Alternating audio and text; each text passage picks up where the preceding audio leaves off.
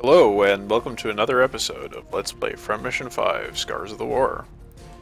So before we get started, I just wanted to let you know what's going on with that whole Celestian Tales thing I was talking about doing. I didn't get much of a response from you, so I'm going to skip doing a Let's Play of that. I have actually got a chance to play the game for, 4 hours or so last night, and it's pretty good. It's pretty fun. So, if you are a fan of the old Suikoden games in particular, I would highly recommend it. So go check it out. I won't talk about it much more than that, but it's not getting a lot of press, and I think it could deserve some. So anyway, let's get back to Front Mission 5. We are here at the USN Alaska Radiation Research Complex, and we are going to see what the people here have to say. So there's nothing really to see in the hangar. I checked it out just now, went through all the dialogue, and the mechanics here, but they don't have anything to say to you. So we're going to start out with the pilot's ready room, and you'll want to visit here a few times to get all the dialogue.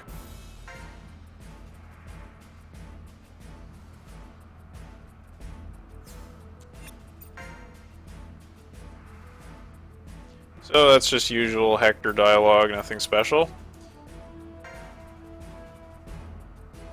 I find it pretty hilarious that they are like their barracks are basically in a server room. Like, okay, I guess it's a ready room, not barracks, but still, it's pretty funny because if you've ever been in a server room, it sounds like some kind of hellish banshee wail. Like, the number of fans that are running in a server room are just obscene, and it's really loud. So, the idea that they're just hanging out here in the midst of that cacophony is pretty funny, to me at least.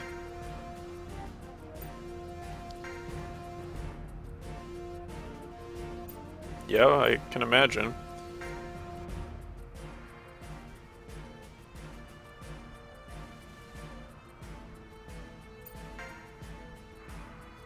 And we want to talk to Julius, but he doesn't have any unique dialogue here. Right. And the other ones just complain, the usual complaining stuff about not being in the main group of pilots, the active pilots.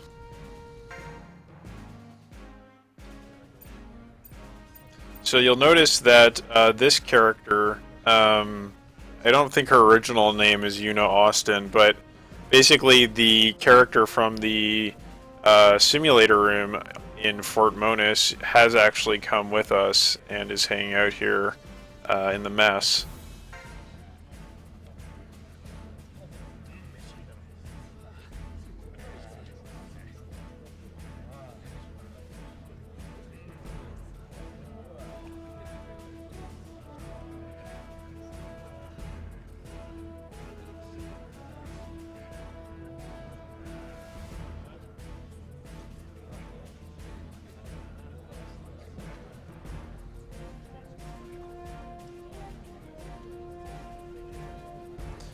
So yeah, a little callback to Front Mission 3, the insidious Republic of Ravnui, quite unbelievable in terms of the impact, the world impact they have given the size of their country, but nevertheless, it is part of the canon, so there's a little bit of a callback to that, and you know, little does she know that someone involved in their research projects happens to be right on the base.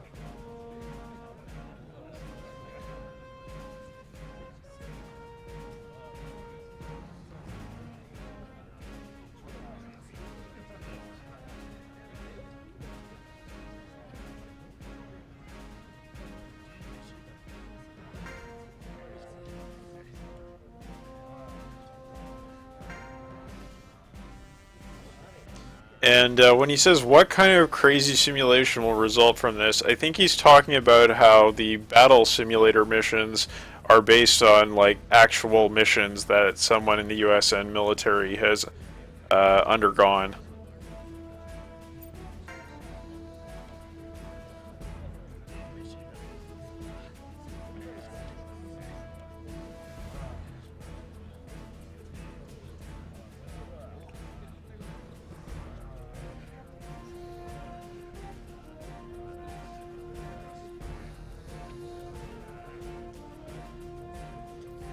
And again, I think this is another reference to Front Mission 3.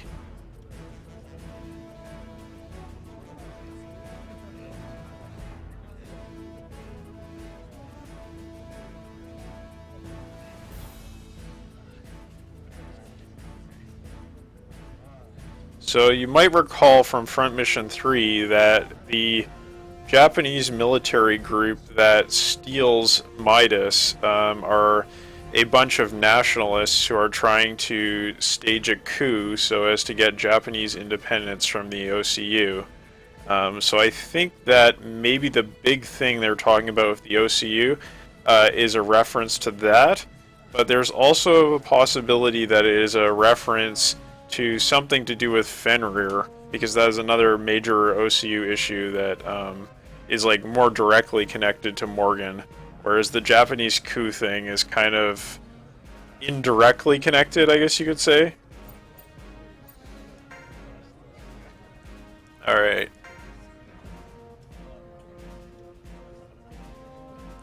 So, this guy is not an S-deviced pilot, but this guy is.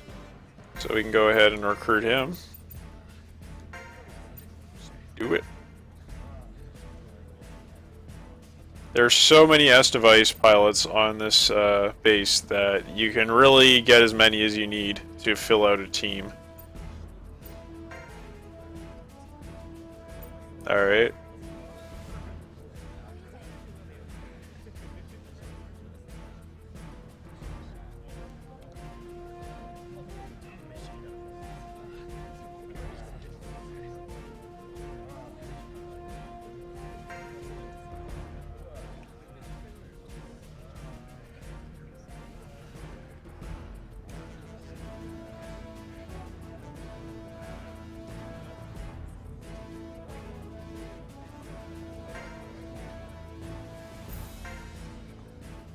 Yes, the magic beams, children.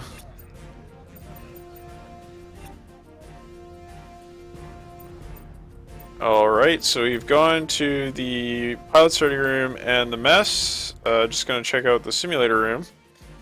This guy, Johnny Firth, will only join you if you have a bunch of veterans or aces on your team. As your active duty pilot team, and it really doesn't matter to us because we're using Daryl, and this guy's a striker, so there wouldn't really be any benefit to us recruiting this guy. But you know, if you're interested, that's the requirement. And somehow James Sato has come with us all the way to Alaska for no apparent reason.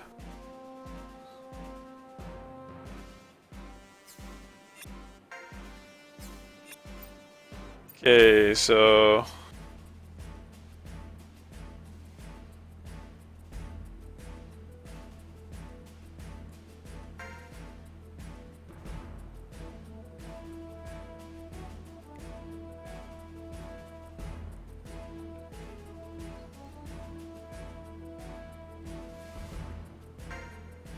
yeah, there's no turning back when you sortie. Basically, after this, there are going to be 3 missions in succession, and there's no base section after this one.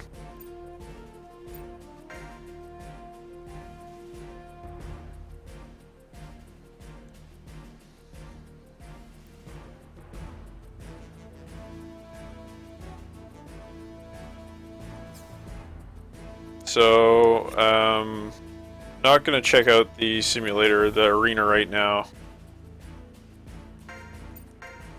Grab another pilot for the hell of it.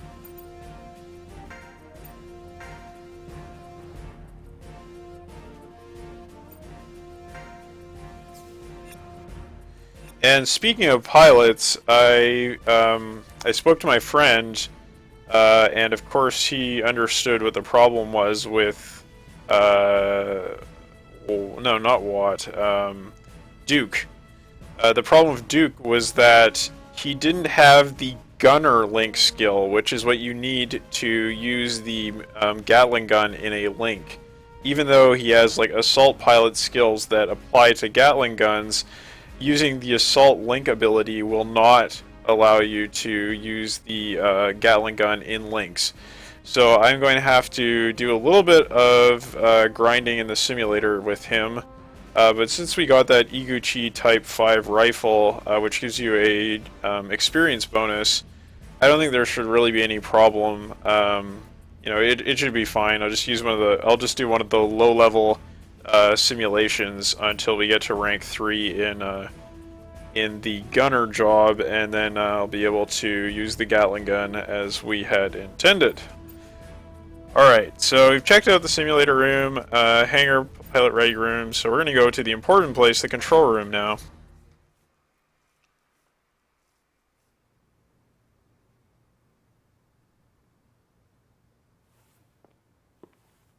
彼はフェン少佐。本作戦の実動隊を指揮します。少佐、彼女はプロフェッサー・エミール・クラムスコイ。かの放射線理論を提唱し、ミダスの母と言われる人だ。この研究所の所長でもある。階級は大佐。よろしく、隊長さん。フェンです。ではプロフェッサー、早速各施設の概要。お前いきなりそれはないだろう。いや、気を使ったつもりなんだが、敬礼が必要だったか。いいえ、いいのよ。私、頭のいい人は好きよ。仲良くやれそうだわ。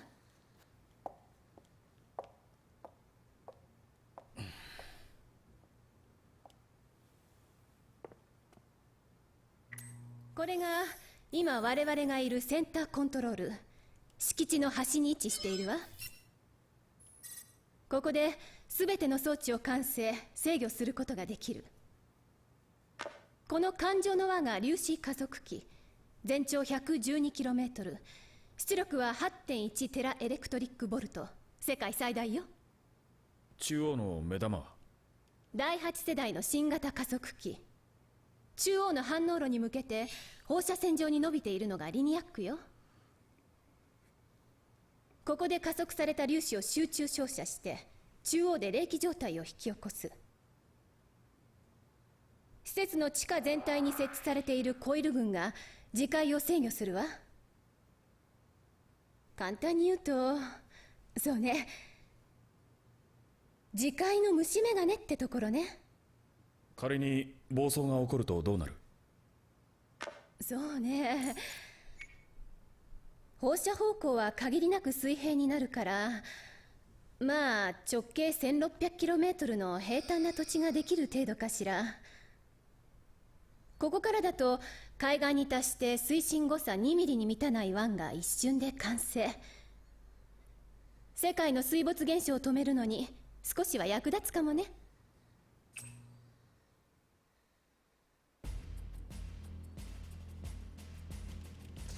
Okay, so we have just had our first meeting with Emma, I guess you would say. It's the first time she appears in the series. And as you can see, or you could see in that previous cinematic, she's all sexed up for this game. It's probably the thing that one of you were alluding to in the forums, Something Awful forums, when you said there was something off about her, or that she was like somehow a completely different character. And yeah, like, it was the one thing that really stood out to me when I did this translation too, was like, this doesn't seem right, like this doesn't seem like Emma. And I don't think that it is a translation issue with Front Mission 3 where they like censored her dialogue, because like, I don't know, even just looking at her portrait, you never got the impression she was supposed to be like this sexpot character.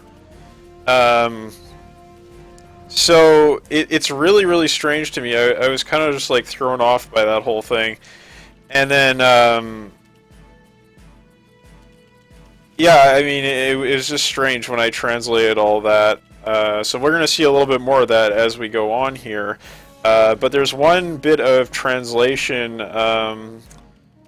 issues that I thought I should mention. It's not that I made a mistake, it was that there wasn't enough room to actually put the correct dialogue in there. So essentially, when Emma tells Feng that, you know, she is an easygoing person, I think was the line that I wrote in there. I'm an easygoing person, but actually what she says is, I like smart people. So basically, Walter walks up and he's like, oh, tell me about the facility, tell me about Midas. So instead of like being all formal and addressing her by her rank and saluting and so on, he just got straight into talking about the technical side of the center. And so she was impressed by that because, you know, I guess she doesn't usually meet soldiers who are eager to talk about the technical specifics of the facility or about Midas. So that's what she was trying to say there. Yep. Alright, so a few other things to check out here before we proceed. We can talk to Lelia.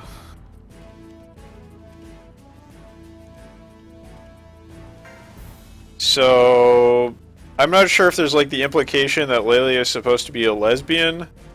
It might be. I mean, there are homosexual characters in other Front Mission games, especially Front Mission 2. I can't really think of any others, but at least in Front Mission 2. Maybe there was something about that in Front Mission 3? I'm trying to remember, but yeah. Anyway, so yeah, that could be an implication of what she says there, but it's not really clear.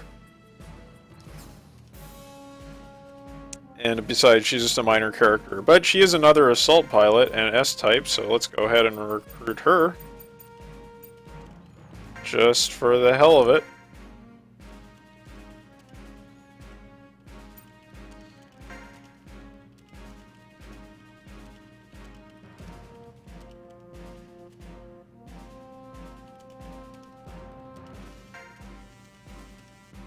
So yeah, this is obviously a callback to Final Fantasy VII. And the AI they have there is basically like some kind of Watson-esque big data machine learning kind of system.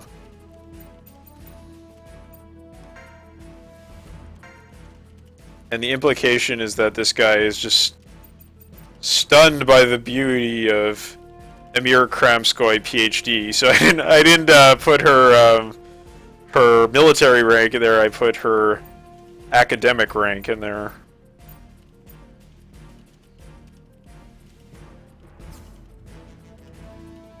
And yeah, as I mentioned, it's not really a big deal if you can't recruit that guy in the jammer room, because you can recruit this guy. So you can get an S-type striker if you want. Let's see, do we have any room for that? Maybe we'll grab him later. We'll see if Julius has a little bit of dialogue before we leave.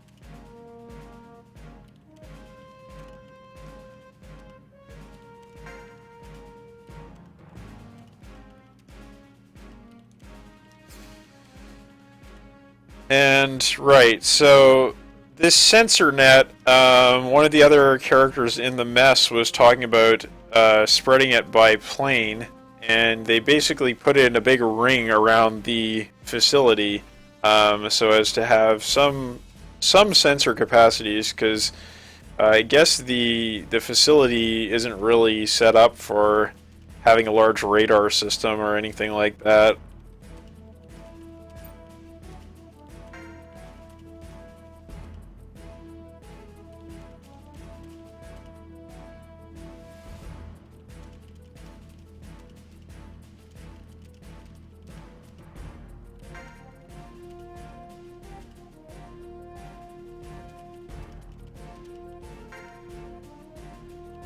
So yeah, don't do anything funny, Fung. You might get in trouble.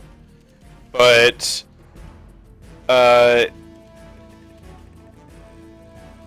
yeah, well, we'll talk about that a little bit more in just a moment.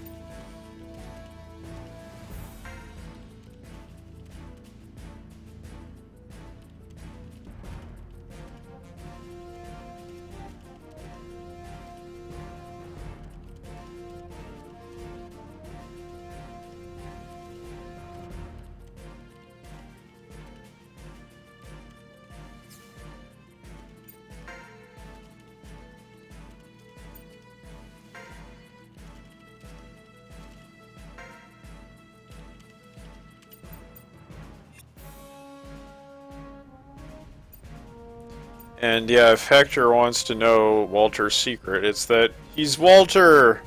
He's good at everything! And all these characters, their dialogue, actually their dialogue has changed over on this side. So you talk to them.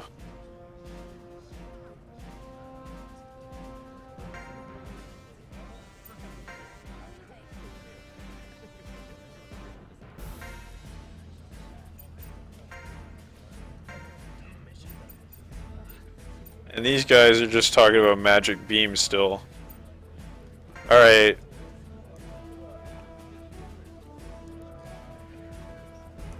So you have two options here. You can either sit down, or you can continue standing. So why would you continue standing? Well, that will quickly become obvious, because we're going to go with that option.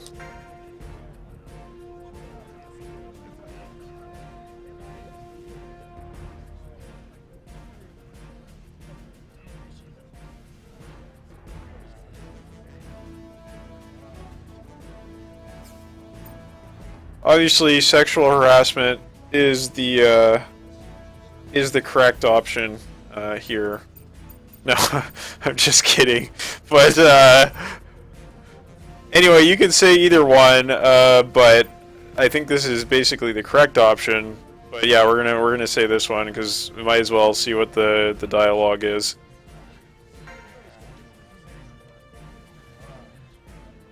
So yeah, the reason why you are standing is so you can look down her shirt. Just to, you know, maximize the sexual harassment angle.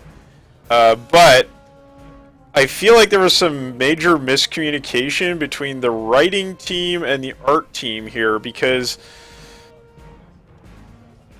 like, I mean, in the first place, so okay, maybe here's one of my one of the scenarios I can imagine is that the art team came up with Emma's appearance based on Front Mission 3, and then the writing team decided that they wanted her to be like this, you know, bombshell, sex pot kind of character that was really different from Front Mission 3.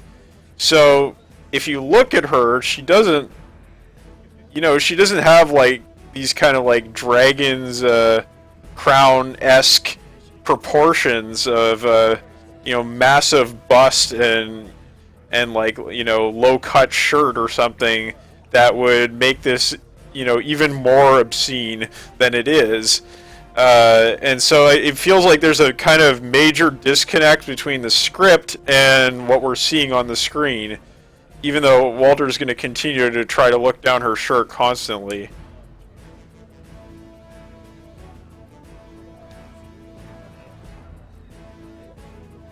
Oh shit. Oh no! Walter!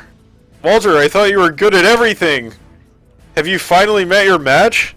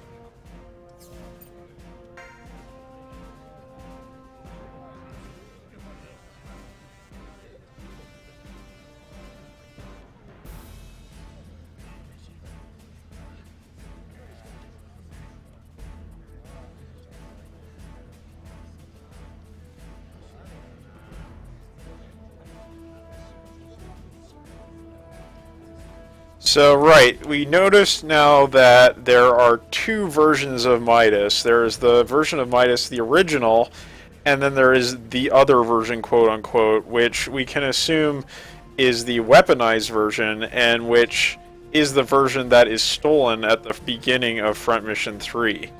The original version is the one that's actually installed in the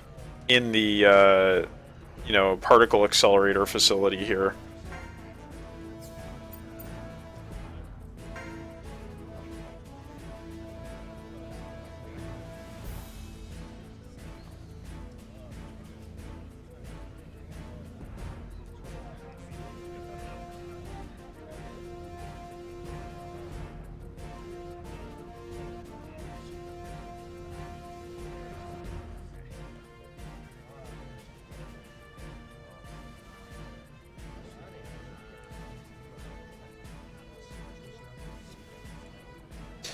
Right, so basically, and if any of you have played Front Mission 3, and I'm sure some of you have, you know that Midas has a lot of potential as a source of energy. It's kind of like a alternate science fiction-y version of fusion energy.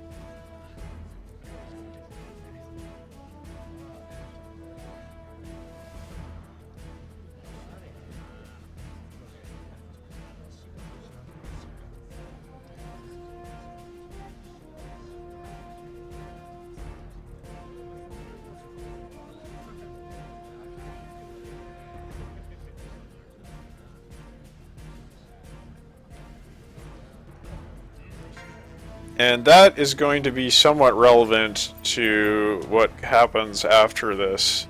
That whole thing about antimatter and time reversing and becoming pure energy and stuff like that.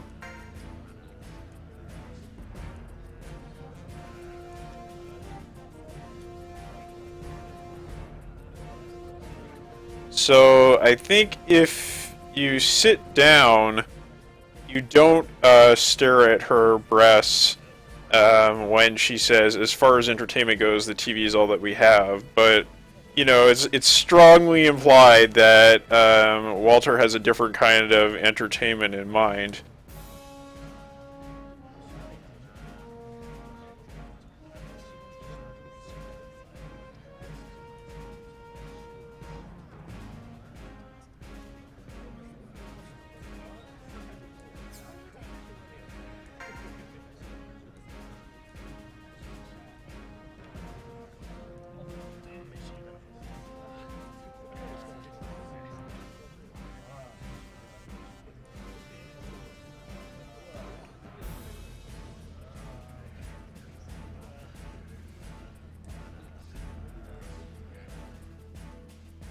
So the only difference, again, if you sit down after you finish that dialogue with her, you can still ask for her room number and stuff like that. It doesn't have that final thing at the end where he once again looks down her shirt and she's like, "Do you really want me?" And she's like, "Oh, ho, ho, ho, tee hee." So yep, that's 4 months later. You pretty much get the same dialogue either way. It's just a little bit less creepy if you choose to sit down. And, well, I guess we'll go talk to people in the ready room here, and there's some new dialogue to see.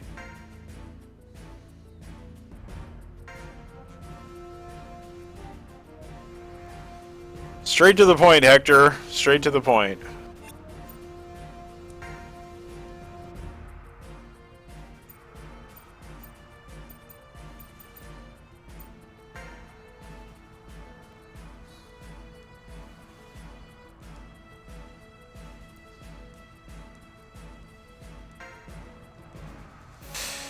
His wife. So who is his wife? Well, it's not too hard to figure out, is it?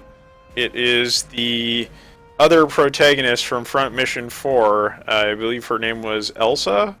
And yes, he got married with her. So that's a little bit of interesting Front Mission trivia that you might be interested to hear. And no new interesting dialogue from Julius there.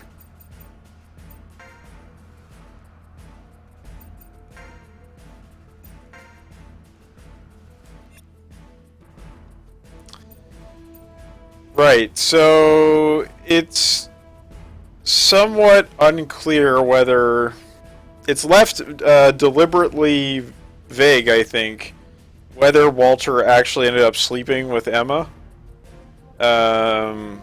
But I don't know. I guess it's like it maybe seems a little bit less likely if you chose to sit down instead of like creeping on her to the max, like we did there. In this case, it does seem pretty likely that he ended up sleeping with her.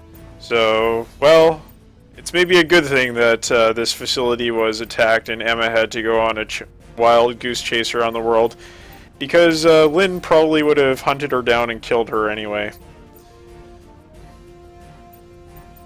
Right, the simulator is nothing to see there, so we are going to go to the mess.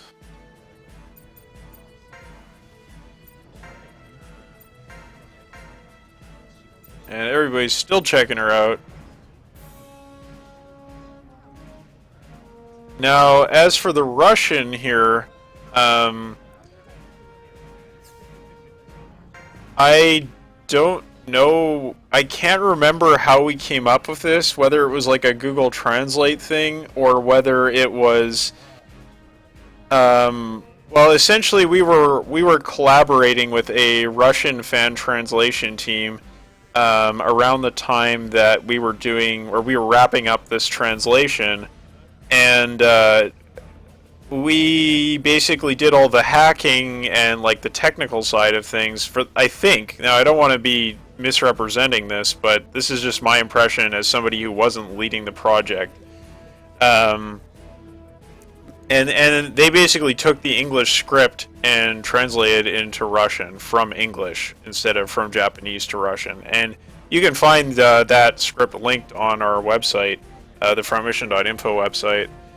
So I was thinking, you know, maybe the Russians had some hand in translating this bit, or like fixing it, editing it up, so it's properly written in Russian. But I actually have no idea. I don't know anything about Russian.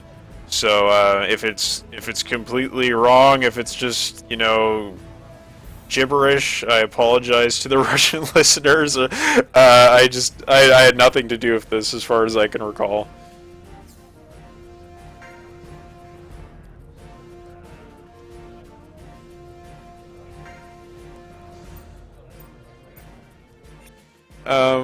Right, and then I guess we'll just do this last little bit of story.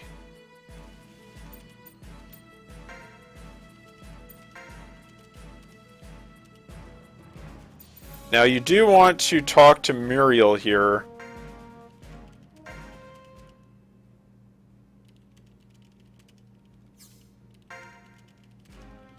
Right, so it's like she's treating the AI like her baby. That's the weird implication there. So we got some RP, much needed RP, for our final stretch here.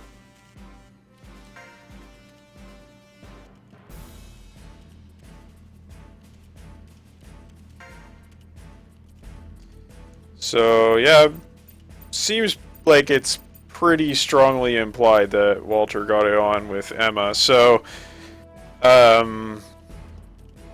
you know, I was saying that maybe he had met his match and he wasn't going to be good at everything, but actually, I was wrong. Walter always gets his way. Unless it involves Glenn. That's the only case where he doesn't get his way, right? Okay, so something's going on.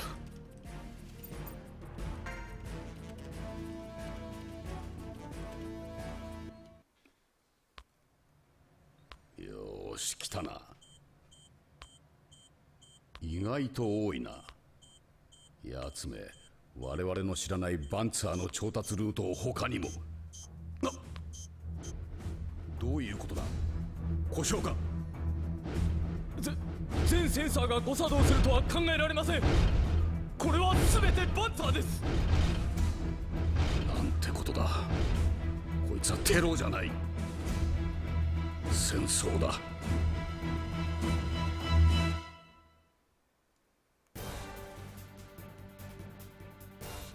Oh shit.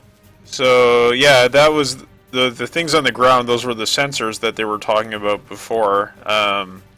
And yep, there's a full army of Grimnir Vonzers coming for us. So this should be interesting.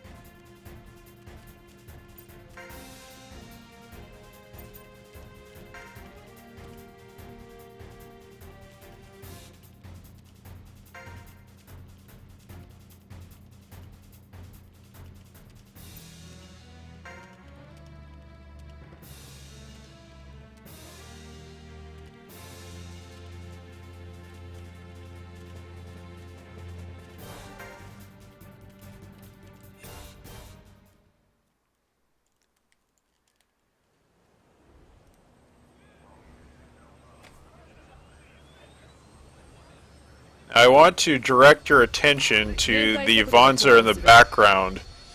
空中給油の確認をしておけ。はっ。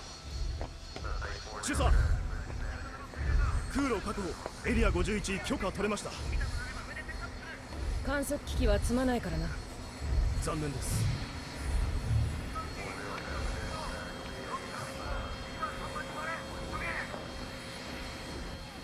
持ちこたえろよウォルター。死ぬことは許さん。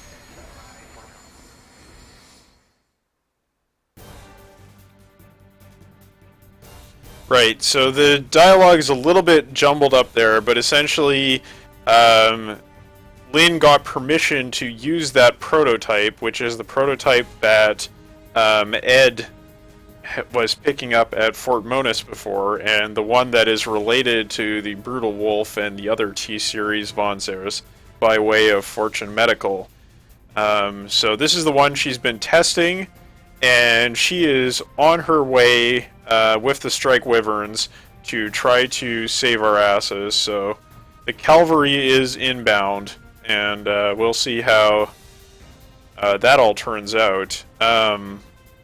So even though Walter is a bit of a cheating shit, Lynn's still going to save his ass. Actually, yeah, I don't need to save quite yet. There's still a little bit more dialogue to check out before we move out.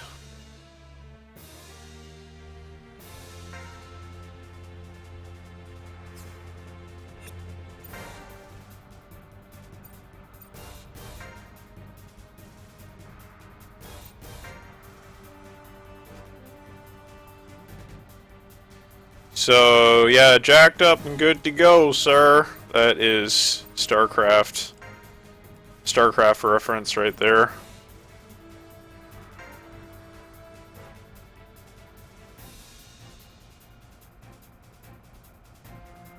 And the Your Orders Commander thing is, of course, also a StarCraft line, but it's what they actually say in Japanese, too. That's why all of them are saying it, because it's the last line they all say in Japanese.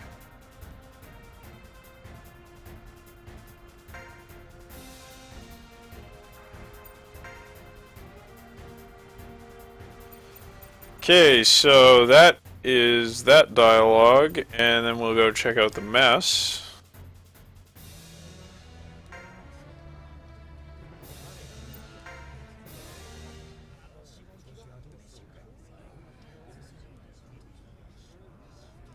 I don't understand that at all. I don't know what the reference is. Like, it must be a reference to something, but it completely escapes me what it is. So if any of you know, let me know, because it's just, I don't know. What is this Nina thing all about? Yeah, okay. And I don't think there's anything in the simulator room.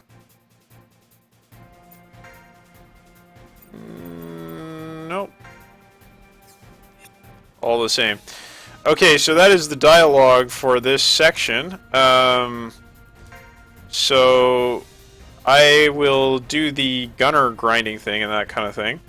The last thing I wanted to talk about was just a little bit of kind of context for why maybe they decided to just make this entire section about how sexy Emma is.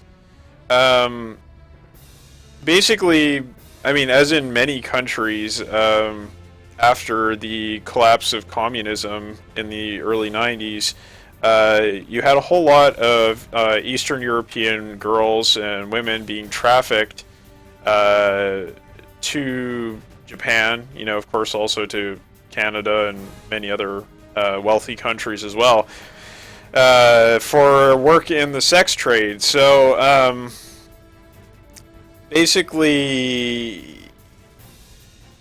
you know, it's very common in some of the more mature, I don't know if I would say mature, but the 18 plus oriented manga that you might see around, to have Russian women appear in these manga just as you know, objects, sex objects of sexual desire, working as prostitutes or as easy women who will, you know, put out for the main characters and that kind of thing. Because of this, you know, this whole connotation that goes with them, often working in the sex trade, and oftentimes you will see, you know, Russian women who have been mail order brides or something, or maybe they married a Japanese guy after they were working at some kind of sleazy bar or something like that. You do see them around town, and you know, I actually had a friend who kind of, well, she was very fair. She was an American, but she got really frustrated one time when people kept asking her if she was an English teacher, and she's like, "No, actually, I'm Russian, and I work in the sex industry here." But so she was just trying to do that to get someone's goat because she was sick of constantly being asked if she was an English teacher, and she wasn't an English teacher, so that was why she was so frustrated. It's just that everybody assumes you're an English teacher if you're a white person working in Japan, which is a fair assumption. I mean, I am too. It's not like, oh my god, they're so racist. It's just a common misconception that everybody who works here is an English teacher, when it's not in fact true. So yeah, that might give you a little bit of context to try to sort of figure out why this strange switch up in Emma's character. And I should mention when I said that in manga, actually there is a character like that in the Dog Life Dog Style manga, the Front Mission manga that came out after Front Mission 5.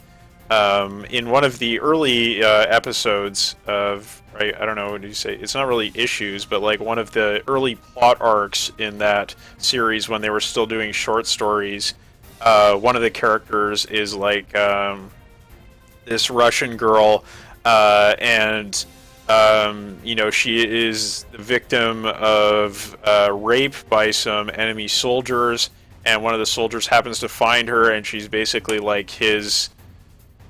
she becomes his his girl, I guess, you know, he just takes her around and has fun with her for a while, and he's all badass and stuff. So it is not even outside of the Front Mission series to find examples like that. So yeah, might be what was going on there. I guess that's what I would assume. So that may clear things up for what is still kind of a mystery to me as to why we had this weird switch in her character. But you've seen more or less the full extent of it now, and yeah, that is the Alaska Radiation Research Complex, and we are going to be headed into the in-game, or the end game next, I should say. We might do one more Vonzo roundup, because we will be seeing a few more Vonzos, and I'm not sure if I'll do that or not. I'll have to see how I feel about it, but certainly we'll be doing the last few missions of the game. As I said, we're not going to be having any other Let's Play of Celestian Tales, but go check it out if you have the money and the interest. And I should have a new episode out sometime next week. Yep. So I will see you next time.